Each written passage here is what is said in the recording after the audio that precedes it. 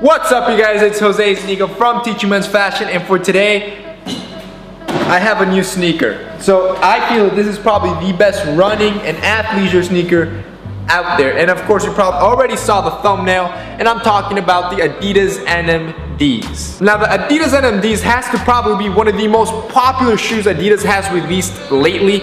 It's highly coveted, and I've been debating, or I've been wanting to get a pair for the longest, but it seems like every time I go to a store or even look online to buy them, they're always sold out. So I finally decided, I was like, screw it, I'm gonna go secondhand. I went on eBay, I paid a premium, which I was a little bit mad about, but I finally got myself a pair of Nmds. Now, one thing that I really like about the Nmds is that they have a very structured, nicely structured design that, unlike other running sneakers, it makes it a perfect athleisure shoe, and that's why I said it's my favorite both running and athleisure shoe that I have ever owned. And it's really that versatility that I was looking for in my shoe collection.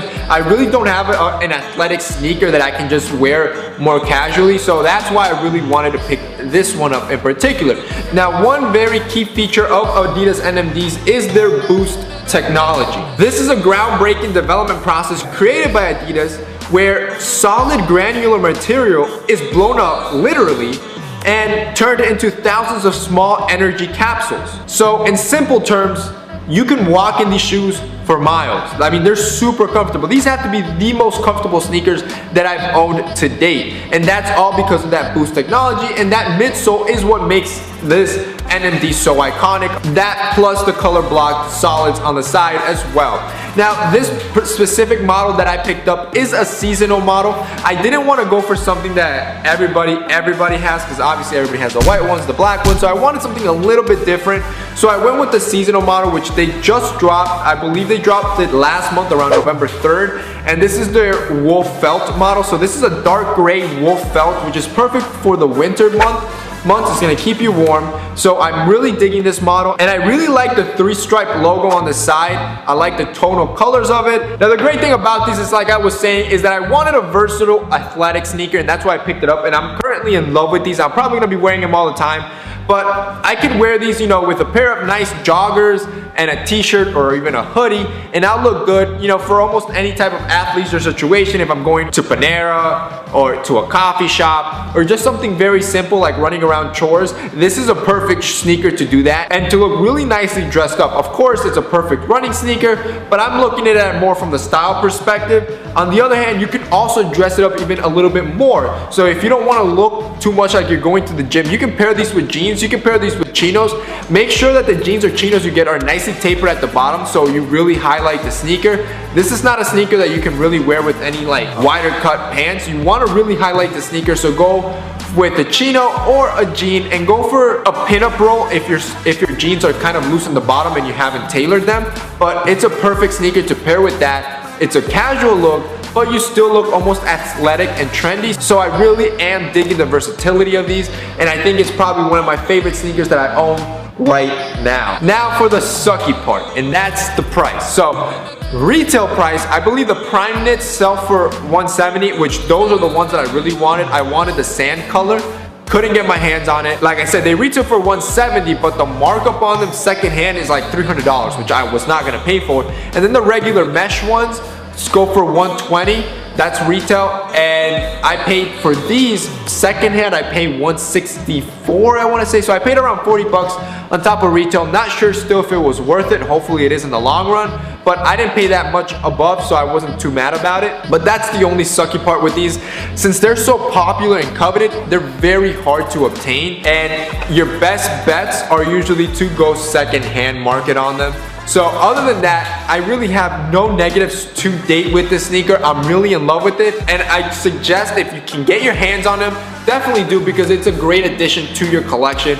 And I have a feeling this one's gonna be a classic. We're gonna look back at these kind of like the Stan Smith. You know how like the Stan Smith is just like the classic sneaker that is back in an uproar now? I feel like this is probably gonna be a classic for Adidas down in the road. So great sneaker to own, and like I said, they're very hard to get, but in the time that I was recording this video, I did find the simple white and the simple black ones at Foot Locker still available. There's only a couple sizes. I'm gonna have it linked below, and hopefully by the time I post this video, they're still available, and you guys can check that out. If not, you're probably gonna have to go to eBay. So, that's it for me in this week's video, guys. I hope you enjoyed it. If you did, don't forget to hit that like button down below. See you guys next time.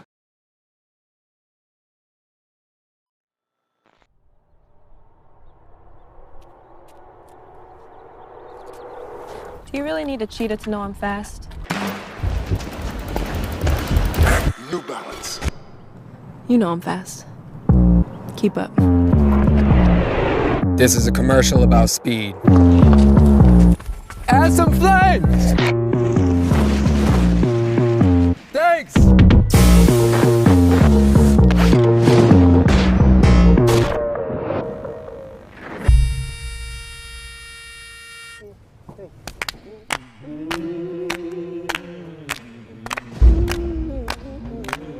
She got the speed. Filming in slow motion. She got the speed. Filming in slow motion. She got the speed. Filming in slow motion. It feels Fast, bad fast, fast. when you slow it down. Choir, nice touch. Check this. Ready? Go! Let's run that back.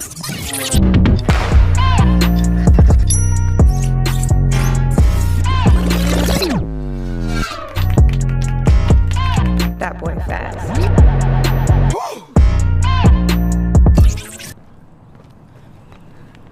You don't need us to tell you to be fast. Be fast.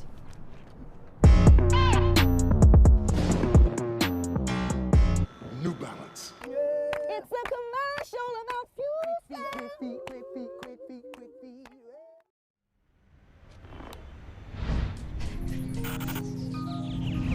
Hi, I'm Emily Hutchins, Nike Run Club coach and Nike Master Trainer from Chicago. So look, while there are a lot of different options out there when it comes to shoes, it's important that you understand the difference between a running shoe and a training shoe. So a running shoe, meant for linear movement, meant to be cushioned, meant to be comfortable, meant to support you in a straight line as you're logging miles on the road. Where a training shoe is meant for multi-directional movement in the gym, doing things like lunges and squats and lateral movement to keep you safe on the training floor. It's important for the complete runner to understand the benefits of a training shoe and the benefits of a running shoe, as they are both two completely different things, but both go hand in hand when it comes to being a strong, efficient, fast runner.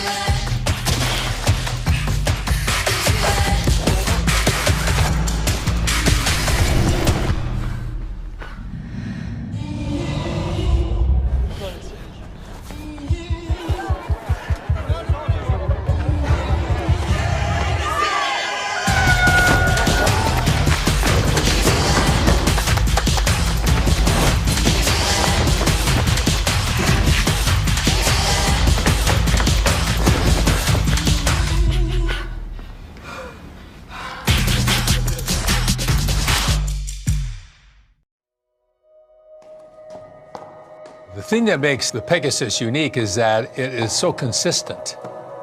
The Pegasus was the joint effort of about 15 people involved in the design. There was no scientific process to come up with a name, but it was symbolic. It played into some of our Greek heritage with Nike, the Greek goddess of victory. Pegasus, you know, it's the Greek name of the half-horse, half-winged animal. And this is half air, half regular shoe. I had started my career in Boston in 1979, and I thought I was going to end my competitive marathon career in 2008. I was having calf problems at the time, and I didn't want the Olympic trials, which was supposed to be my last marathon, to be the race where I had to drop out. So I trusted the peg so much that rather than wearing a racing shoe, I ran with the peg. I just so trust the peg. The 37 is amazing because the update was pretty gigantic for the Pegasus. The midsole, that's really where the newness starts. The entire midsole is made up of React foam. It is lighter, more responsive, and more durable than that catch-all foam. It was almost a no-brainer. The bag you see in the 37 is more than 2 times thicker than the previous bag. That does not necessarily mean you go 2 times faster, but we know that you get more response out of the shoe. So the difference between the men's shoe and the women's shoe, specifically in the Zoom bag, is that the women's shoe, through wear testing, has been tuned to be about 15 PSI. That's just a little bit less pressurized than the men's shoe, which is about 20 PSI. And the tweaks that we made in the Zoom bag was wholly informed by what women truly wanted. They came back to us consistently and were asking for a little bit of a less stiff ride. So just serving exactly what their wants were through the technology in the Zoom bag. If you go back a couple decades and you put on a pair of running shoes, your first reaction would be, I feel like there's very little cushioning and very little responsiveness. That's unbelievable. Knowing that this is between you and the ground, yeah, it makes me feel pretty good. Come on, it's the peg, which is why I've been with you for so long. It's a workhorse for generations now of runners. Isn't that the ultimate thing when it comes to a relationship? Can I count on you? The Peg has always stepped up and said yes, which I think is something that runners of the Pegasus really enjoy. The fact that you're going to make my Pegasus better.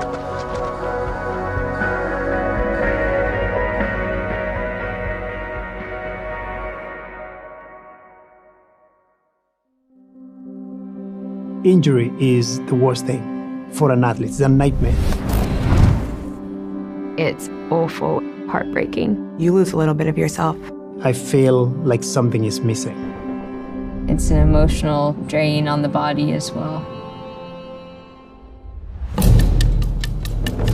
Our job is to always understand the runner and listen to the runner, but also being able to measure them objectively. So the North Star for us is ultimately to try and move the needle in terms of how we reduce the risk of injury.